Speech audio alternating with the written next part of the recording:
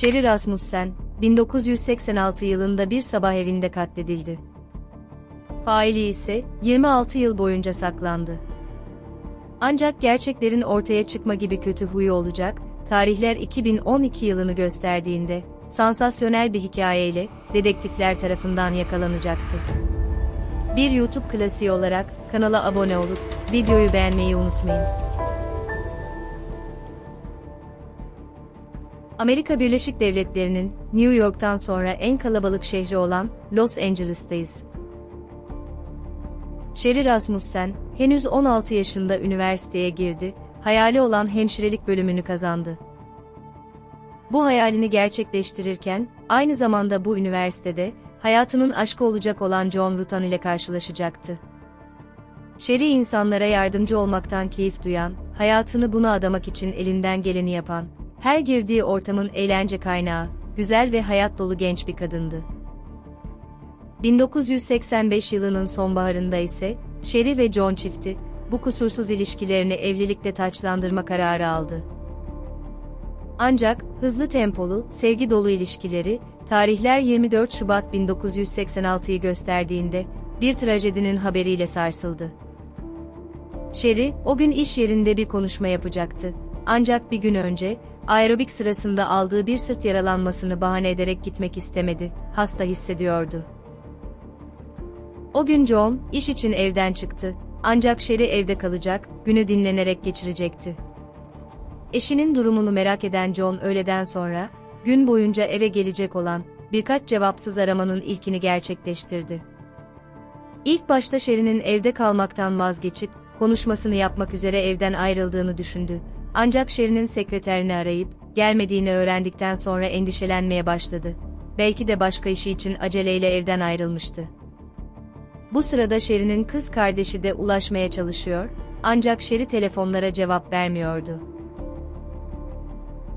John ve Sherry'nin bir komşusu John'u aradı ve evlerinden iki kişinin bağırışma seslerinin geldiğini, ardından 12:30 civarında gürültülü bir düşme sesi duyduğunu söyledi. John panikle işten ayrıldı, eve döndüğünde garaj kapısının açık olduğunu fark etti ve araba yolunda dağılmış kırık camlar buldu. Ayrıca Sherry'e nişan hediyesi olarak satın aldığı BMW'si de, park yerinde görünmüyordu. Eve giren John, trajik bir şekilde Sherry'i, oturma odasında yerde hareketsiz yatarken buldu. Sherry 3 kez vurulmuştu. John, hırsız alarmı düğmesinin yanındaki duvarda bulunan, kanlı bir el izi ve trajik bir şekilde cevapsız kalan, ürkütücü 911 yardım çağrısı karşısında şok oldu, dehşete kapıldı. Sherry'e isabet eden 3 ölümcül atış, bir yorganın içinden yapılmıştı. John bu korku verici manzara karşısında, hemen polisi aradı ve derinlemesine bir adli tıp soruşturması başlatıldı. Bir hırsız tarafından öldürülmüş gibi görünüyordu. John ise, o gün herhangi bir misafir beklemediklerini öne sürdü. Ancak komşularına gelen hizmetçi, günün erken saatlerinde çığlıklar ve şiddetli bağırışmalar duyduğunu söyledi. Herhangi bir silah sesi duymamıştı. Bağırışma seslerine bakılırsa, aile içi bir anlaşmazlık gibi görünüyordu. Bu yüzden 911'i aramadı. Evdeki bütün elektronik cihazlar yerindeydi. Yatak odasındaki mücevherler, Sherry'nin cüzdanı hepsi evdeydi. Bu da hırsızlık ihtimalini güçsüz kılıyordu. İlginç bir şekilde evde eksikliği fark edilen tek şey, John ve Sherry'nin evlilik cüzdanı oldu. John Rutan, sağlam bir mazereti olduğu için, şüpheliler listesinden çıkarıldı. İşteki arkadaşlarının ifadeleri, Sherry'nin kardeşiyle yaptığı görüşmeler göz önüne alındığında, bu cinayeti işlemek için hiçbir sebebi yoktu. Ayrıca komşuları dinleyen dedektifler, çiftin gayet mutlu bir evlilik sürdürdüğünü, dışarıya karşı bir anormallik sergilemediklerini öğrendiler. Dedektifler araştırmalarına devam edeceklerdi ve Sherry Rasmussen'in kişisel hayatını araştırmaya başladılar. Babası Nels Rasmussen, kocası John'dan sonra bu cinayete en çok üzülen belki de o olmuştu. Acılı aile, 23 yaşında, hayatının baharında kaybettikleri kızlarının acısını yaşıyordu. Nels, bu cinayeti çözmek için, davanın ayrılmaz bir parçası haline geldi. Özellikle de 1.80 boyunda, ve fiziksel olarak iyi durumda olan Sherry'nin kurban olduğuna ikna olmamıştı. Yanlış giden bir hırsızlık ihtimali babasına mantıksız geliyor, kızı hırsızla mücadele verebilirdi, en azından başına gelebilecekleri tahmin ederek hırsızı idare edebilirdi. Ayrıca kızını her kim vurmuşsa, yakın mesafeden doğrudan onun göğsüne ateş etmişti ve bir mücadele edildiğine yönelik kanıt yoktu. Nels Rasmussen, kızı Sherry'nin kendisine bahsettiği, John'un eski bir kız arkadaşıyla yaptığı garip bir konuşmayı hatırlayarak, bu cinayetin arkasında olabileceğine inandığı şüpheliyi hemen polise bildirdi. Nels'in verdiği isim, Sherry ve John'un evlenmeden önce, 20'li yaşlarının ortalarında olan, Los Angeles Polis Departmanı dedektifi Stephanie Lazarus'tu. John Kaliforniya Üniversitesi'nde lisans öğrencisiyken, Stephanie Lazarus ile bir ilişki yaşadı. John'a sorulduğunda farklı zamanlarda kısa süren, toksik bir ilişkilerinin olduğunu ve bu hatanın farkına varması uzun sürmediğini, ayrıldığını söyledi. Hatta John, cinayette Stephanie'nin şüpheli olmasını da komik buldu. Stephanie, 1985 yılının Ağustos ayında, Sherry ile ciddi bir ilişkisi olduğunu öğrendiğinde, John'un annesine yazdı ve hala oğluna aşık olduğunu söyledi. John beni paramparça etti, keşke bu şekilde bitmeseydi dedi. John ise dedektiflere, Sherry ile birlikteyken Stephanie ile karşılaştığını söyledi. İfadesinde bu karşılaşmayı, gözyaşları ve pişmanlıkla hatırladı ve anlatmaya başladı. Stephanie, John'a kocası olması için her şeyi yapabileceğini söylemiş, onu bırakmaması için yalvarmıştı. Sherry'nin bundan haberi oldu ve rahatsız oldu, John'a bu rahatsızlığını bildirdi. Bir daha hiçbir şekilde iletişime geçmemesi için, keskin bir dille uyardı. Bir gün John işe gitmek için ayrıldıktan sonra, Sherry'nin kapısı çaldı. Kapı gözünden baktı, kapıdaki üniformalı bir polisti. Kapıyı açtı ve karşısında Stephanie'yi gördü. Sherry bu ziyaretten fazlasıyla rahatsız olmuş, artık karşısındakinin yüzsüzlük derecesindeki hareketine çok sinirlenmişti, Stephanie'ye bir daha evlerine gelmemesini söyledi. Ayrıca Stephanie, bir arkadaşına John'a sahip olamazsa, başka kimsenin sahip olamayacağını söylemişti. Ancak bu karşılaşmanın ve ifadenin, başka hiçbir somut kanıtı olmadığından, Sherry'nin babasının sözü, herhangi bir tutuklamaya yol açmak için yeterli değildi. Polisler Sherry'nin hayatına yönelik olası herhangi bir tehditten çok, ilişkilerinin durumuyla ilgileniyordu.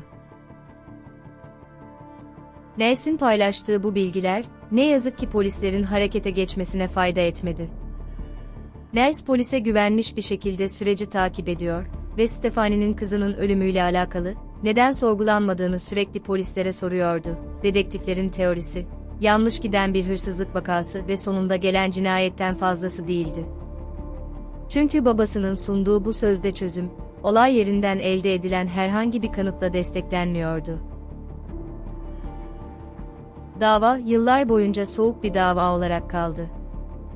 Hiçbir şekilde yeni kanıt bulunamıyor, dedektiflere bu davada aşama kaydettirecek bir gelişme yaşanmıyordu.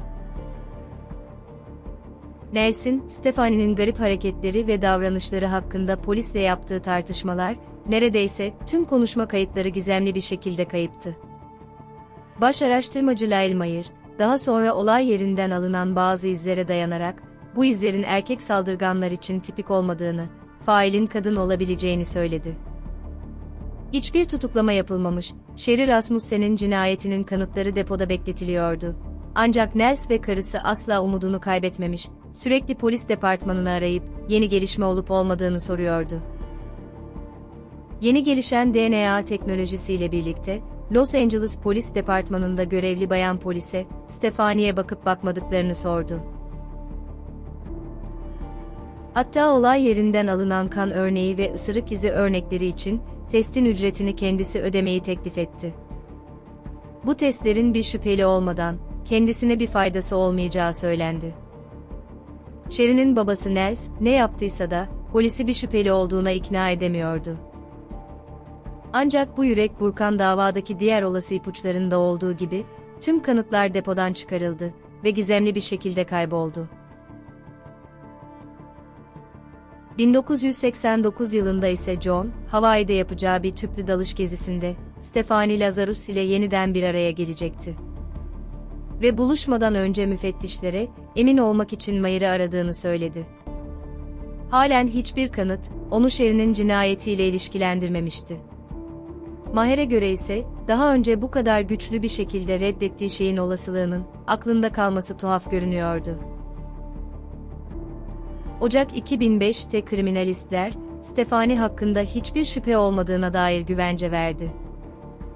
Davayı yeniden açtı, delillerin yanlış yerleştirilmesini garip buldu ve kurbanın vücudundan çıkarılan delillerin, bir süre adli tıp dondurucusunda tutulacağını ve dosya numarası altında saklanacağını biliyorlardı.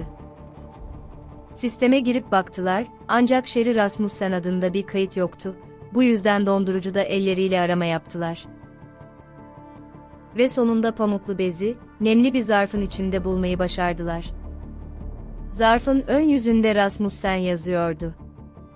Yıllar sonra gelişen teknolojiyle, şimdi olay yerinde toplanan DNA'yı tekrar test edebileceklerdi. Test sonuçları, katilin kesinlikle kadın olduğunu doğruladı ama yine de eşleşen bir şüpheli yoktu. Ancak dedektifler, sonunda hırsızlık teorisinin geçersiz olduğuna, en baştan başlamaları gerektiğine karar verdiler. Son baş şüpheli Stephanie Lazarus'un dedektifleri, bir Los Angeles Polis Departmanı memurunun, bir cinayeti nasıl işleyeceğine dair, kendi deneyimlerinden yola çıkarak teori oluşturmaya başladılar. Los Angeles Polis Departmanı, arkadaşlarından birine odaklanıyordu, bu durum onlar için garip bir duyguydu. İzinli olunan bir günde suç işlemek onlara mantıklı geldi ve departman kayıtlarına ulaşacaklardı.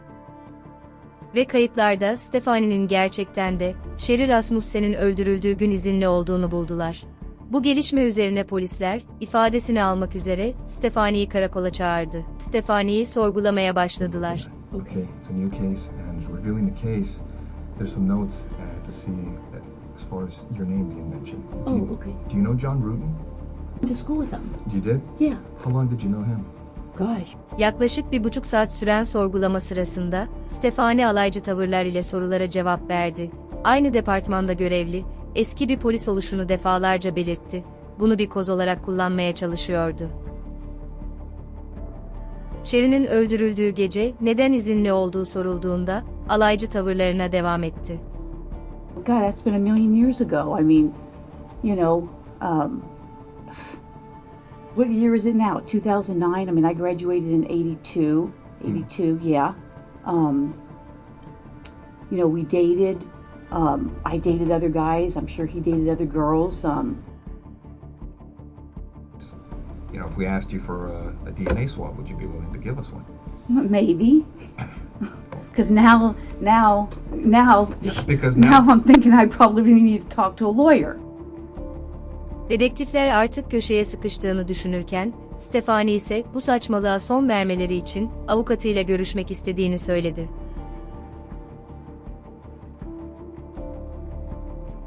Stephanie'den DNA örneği alma zamanı gelmişti. Dedektifler bunu gizli olarak yürütecek, eğer şüphelerin de haklı çıkmazlarsa, bu Stephanie'nin geçmişinde kötü bir leke olarak kalacaktı.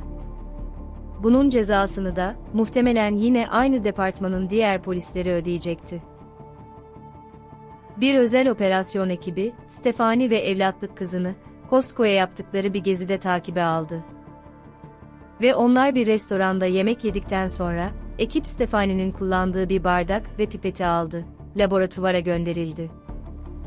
Test sonucunda o pipetin üzerindeki DNA ile, 23 yıl önce şiddetli bir mücadelede, Sherry Rasmussen'in kolunu ısıran kişinin DNA'sı eşleşti. Stephanie Lazarus, 1986'da çiftin evine sessizce girmiş ve Sherry Rasmussen'i öldürmüştü. Daha sonra bir hırsızlık vakası gibi göstermek için ustalıkla olay yerini sahneledi ve 26 yıl boyunca tüm suçlamalardan kaçtı. Mart 2012'de Stephanie Lazarus, Sherry Rasmussen'i öldürmekten suçlu bulundu, 27 yıl hapis cezasına çarptırıldı.